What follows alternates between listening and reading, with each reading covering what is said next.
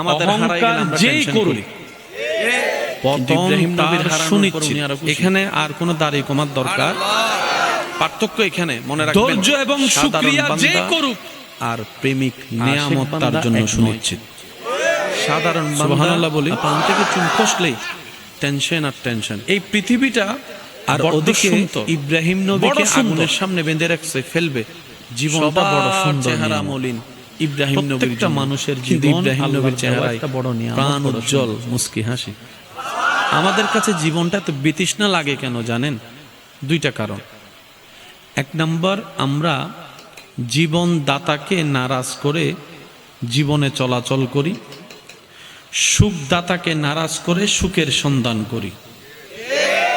আরেকটু জোরে।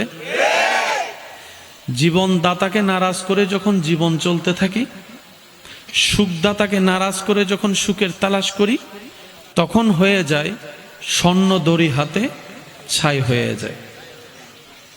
আর যারা সুখদাতাকে, জীবনদাতাকে সন্তুষ্টি করে চলতে পারে, তাদের উপর সৃষ্টিকর্তা এমন দয়া করেন, তারা মাটি ধরলেও স্বর্ণ হয়ে যায়।